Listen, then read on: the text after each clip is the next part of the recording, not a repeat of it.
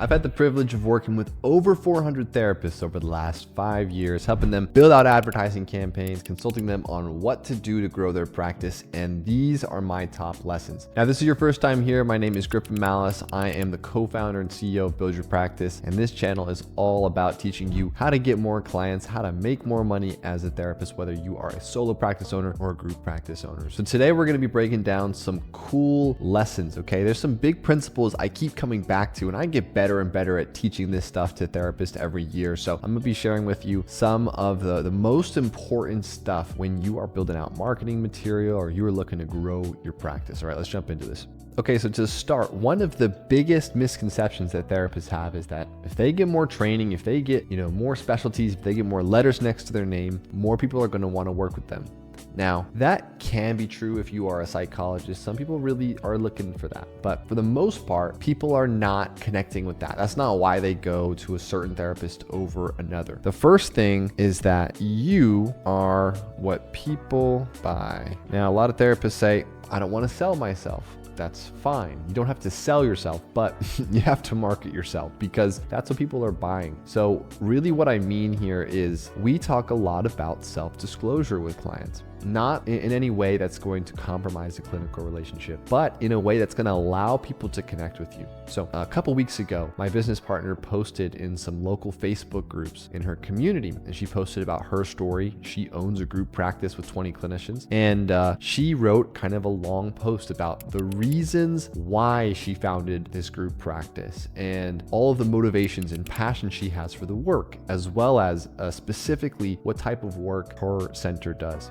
She was able to generate 40 inquiries and place almost all of them as clients in 48 hours. Okay, so this is a great example of this working. She didn't say, hey, we have spots available if you're looking for therapy. She wrote a story and explained why she felt like the systems were broken in her community and how she decided to do something different about it. She decided to create opportunities for people to get help, right? And then told people to reach out. This is a good example of using copywriting and using yourself within it, okay? I see the same thing when I'm advertising for group practices. Some people want me to just post every single picture of every clinician they have in their group practice. My problem with that, sometimes if we can do it in a group picture, that's great, but you need to give people something to latch onto. And if we're running an advertising campaign, we need to have one singular idea, right? One singular idea attached to one person most of the time, right? If we have a group image, we can use that as well. But most of the time, I'll just highlight the founder within the page. The reason why is people can only really conceptualize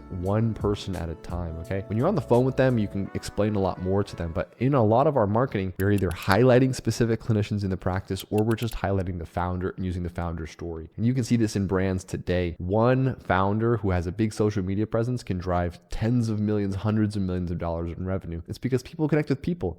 All that a brand is its associations, and its associations built with people, the people within the organization. So if you're getting off the ground, you got to be the face of your business. You got to put yourself out there. You got to be the one that people are connecting with, okay? And they connect with you for your story and the reason you get into it. Okay? That's the same reason that whenever a new client comes to work with us, the first thing that we're going to do is we're going to put them on a branding call, or we're going to work with them one-to-one to get really clear on what that story is, because that's what attracts people to come in. Okay, so that's number one, super, super important that you understand you are what people buy. Number two, volume is king.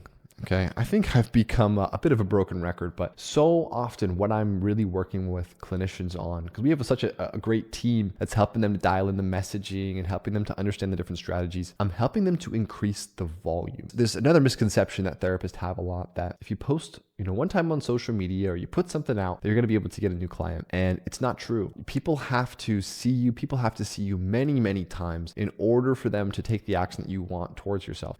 People that watch these videos and then end up joining into our programs, they might watch 5 of these videos before they join into our program. It's not just one little 5-minute clip as an example, right? And it's the exact same thing for you in your practice. People might need to see you multiple times, or you might need to be seen by thousands of people in order to have a small percentage to move forward. You can check this on your psychology. Today, as an example, you can see you might get 1,000 profile views, and from that 1,000 profile views, you get 10 clicks, and from that 10 clicks, you get, one person who actually ends up calling you and they become a client. Okay. What that means is if you want 10 clients, you might have to get 10,000 views. Okay. I share the same exact thing with our clinicians when we're walking through advertising. I basically break through, we might have 5,000 impressions on an ad to get 50 clicks to get 5 inquiries.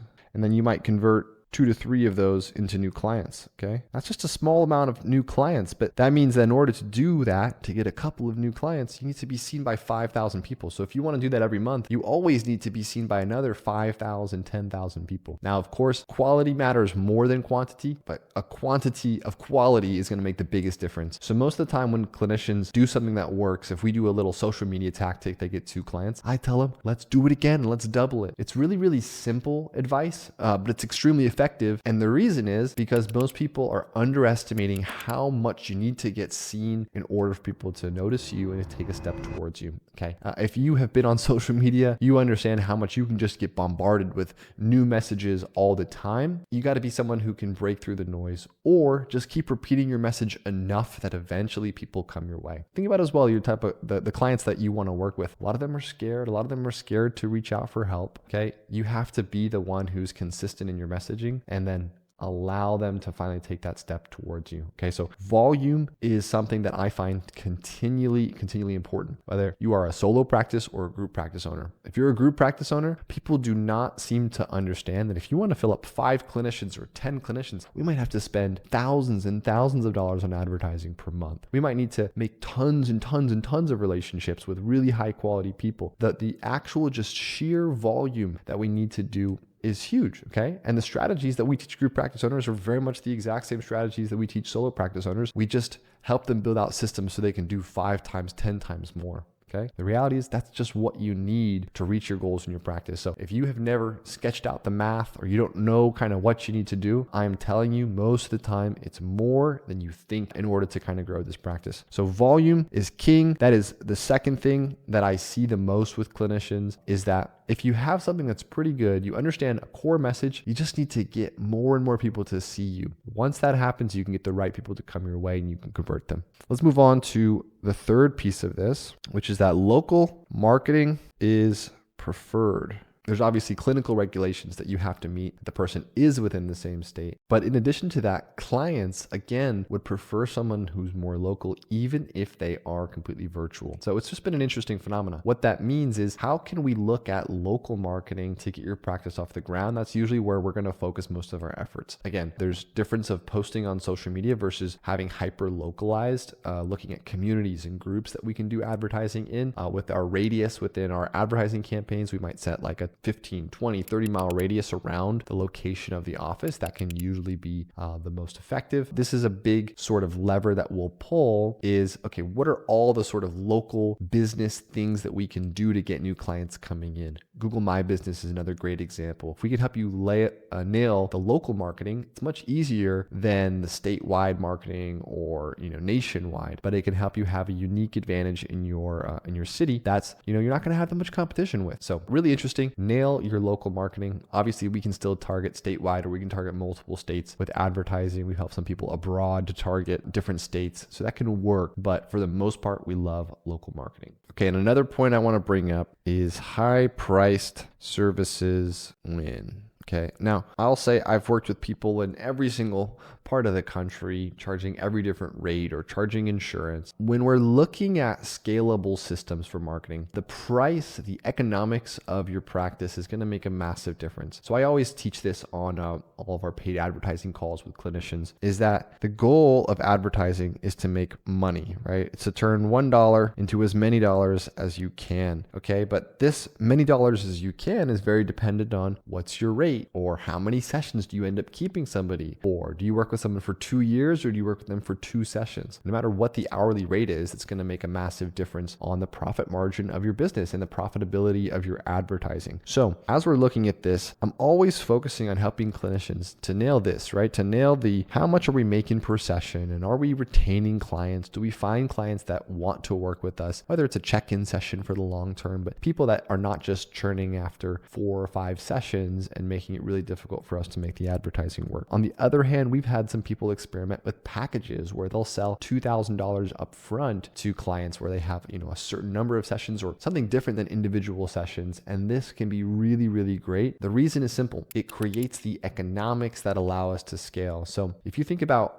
again, ads is something that we do a lot of. BetterHelp is an example of an organization that's always advertising. They're always putting out ads to try and get people, and their tagline is affordable therapy. Okay. So they pay their clinicians nothing, and they try to charge clients not that much and make it affordable. What that means is they don't have that much margin to operate the rest of the business on. So they hope people stay for a long period of time and renew so they keep making more, but they don't have tons and tons of margin. What that means is if you can create that margin, that extra money that you make per client, you can outcompete all of these big companies. So I've seen this for group practices and obviously for solo practices, people that we've helped hit 12,000 a month, 15,000 a month really quickly, is we can put a little bit of advertising spend in and we can help you get a huge return simply because your economics are better than some of these companies that scale. Now, if you're a group practice owner, what that means is you still need to make sure you get as much margin as possible so that advertising is unlocked for you, right? So that you have a good profitable return on investment. We can only go down so far on this left corner right here. This is the amount of money it costs to get a new client, but we can go up kind of unlimited over here on the amount of money that we can make from a new client. Okay, so our preference is that we do a little bit of both. So our preference is that we really focus on getting as much as we can. This means, providing a really, really high quality service to the right type of clientele. This makes a massive difference in our campaigns and the efficacy, especially over months or years. Okay, now the last point I'm going to make, really simple and really so important. Marketing is a function of your business. I've been running this business over 5 years straight at this point. And I will tell you, every single week, I do marketing. I create material. I look at how our advertising campaigns are going. I continue to improve our system. It's the same thing for your practice. So this has been a really interesting point. Some clinicians, we help get full so quickly. They want us to turn off the advertising campaigns after 2 months because they're full, which is amazing. But also, I usually tell them, hey, let's turn down the budget to a small amount, $5 a day, even $1 a day, but let's not completely turn it off. The reason is marketing is not like a faucet you want to just turn on or turn off whenever. It's something you always want to keep a steady drip on. Even if you can't take on all those clients, you want your marketing to always be working for as long as you're in business. Marketing is one of the key functions of your business. Marketing, you've got sales, you've got delivery, your fulfillment, and then you've got like operations, which is kind of something that supports the whole system. Marketing always has to exist in order for you to continue to get new clients. Now, if you work with people long-term, maybe you don't need as much marketing, but you still need some marketing. So the other really interesting thing that I think people don't always understand is if you're a group practice owner, this is your number one most important thing is banging the drum, is pounding the pavement, is letting people know that you exist. It's marketing. Okay. If you're a solo practice owner and you get full, you still need to continue to do some form of marketing. You can dial back the sort of direct response, call to action, telling people to reach out now, but you need to continue building relationships. You need to continue posting content on social media. You need to continue to let people know that you exist. If nothing else, it's because it creates protection. It's better to have a completely full practice and you have a couple people coming in per month and you're referring them out to amazing colleagues than it is to have nobody and be in this state where you are hoping that new people call in. So marketing is a function of your business that you need to continue to do. Okay. And my experience in advertising with so many clinicians is telling them this all the time. That you need to keep marketing and you need to keep improving it. You need to look at it like a game, that you can play that's fun, right? Find a way that you can do this in a way that is coherent with how you want to do your work, okay? I don't expect you to be as much of a marketer as I am or someone who's maybe a little bit built for it, but I do expect you to find a habit, to find a practice of marketing that's going to continue to sustain you for the long term. Because, we see that for as good as people can do in their first, let's say 6 months in working with us, us, and people have these amazing growths. They might add, 5,000 a month to their practice, or 8,000 a month to their practice, or some wild stuff sometimes where they just are really increasing their income.